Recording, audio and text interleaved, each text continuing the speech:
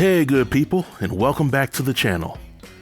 It's good old Friday, and it's with great pleasure that I'll be sharing with you my thoughts and feelings on part 2 of the Ready to Love Potomac Reunion.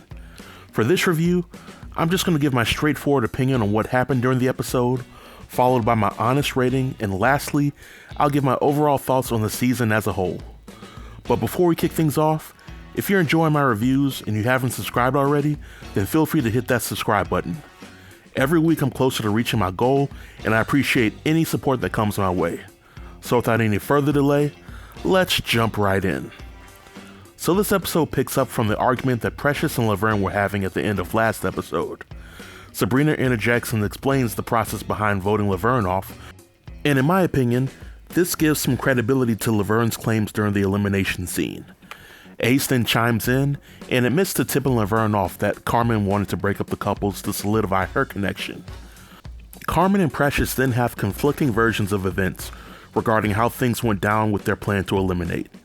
This is when Nephew Tommy steps in and calls these folks out for playing high school games.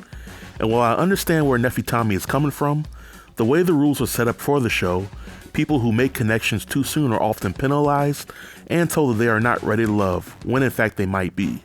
So in my opinion, if the show wants to get rid of alliances and cliques, then they need to alter the elimination process or get rid of it altogether. But we all know that that will never happen.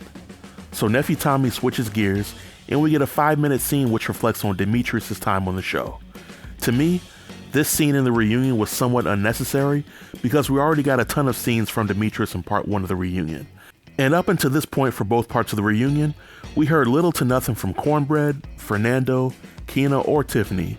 But the only new information that is shared in this scene is that Demetrius is currently dating and seeing where things go from there. We then go to commercial, and when we come back, we reflect on Paul's journey throughout the show.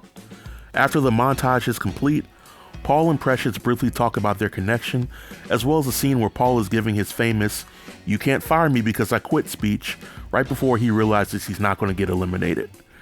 Precious reveals that the way Paul spoke to her hurt her feelings. Paul apologizes, and that seems to be the end of that. The show then focuses on the fallout between Paul and Carmen accuses Paul of lying when talking about his feelings for Dakia. And while I don't fully believe Carmen's story, Paul, in my opinion, did a piss poor job of trying to convince me, as well as other viewers out there, about his version of events. We then focus on Paul and Dakia's fake connection, and Dakia reveals that Paul beat her to the punch when it came to decision day, because she was going to choose herself as well, which I don't fully believe. But Paul and Dakia reveal that they have been dating folks outside of the show, and they are both in relationships, which is definitely a shocker, and it makes me wonder why did they even go on the show in the first place.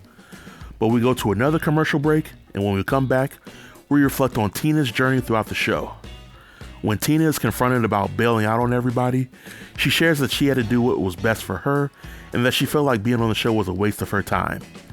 I'm all for Tina valuing her own time, but in doing so, she wasted the time of other cast members as well as Nephew Tommy, and to me that was pretty selfish. All she had to do was open her mouth and tell people what she wanted to do, instead of moving in secret. But we then focus on Paul and Tina's connection. Tina reveals that Paul asked her to self-eliminate so that they could be together, and she also reveals that Paul was on the show solely to sell his book. Now, of course, Paul completely denies these allegations, and it's hard for me to tell who was telling the truth. I mean, on one hand, you have Tina, who has proven to be selfish and have her own motives for saying when doing certain things. But then you have Paul, who has a pretty bad poker face whenever somebody calls him out on something this season.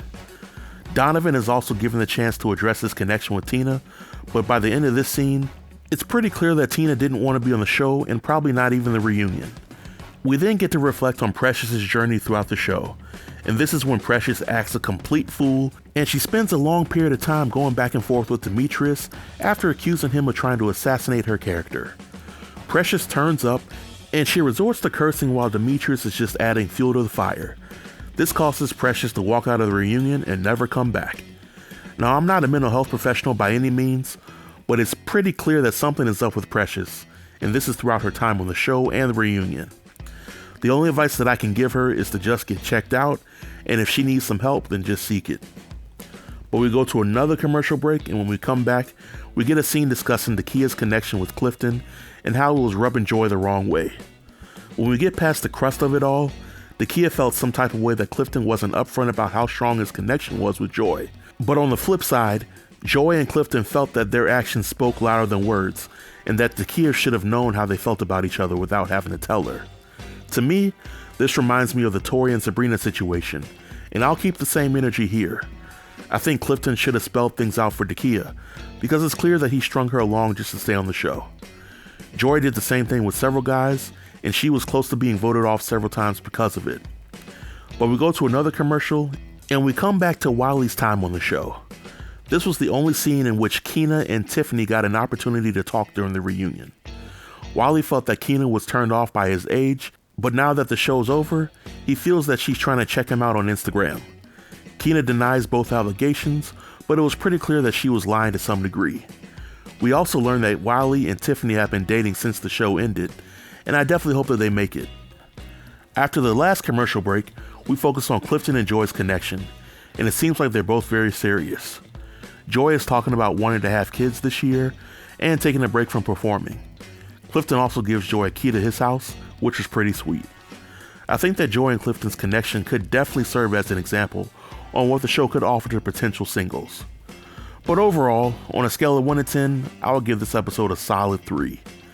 There was a ton of unnecessary drama, a ton of commercials, and a ton of repetitive scenes from the producer's favorite cast members.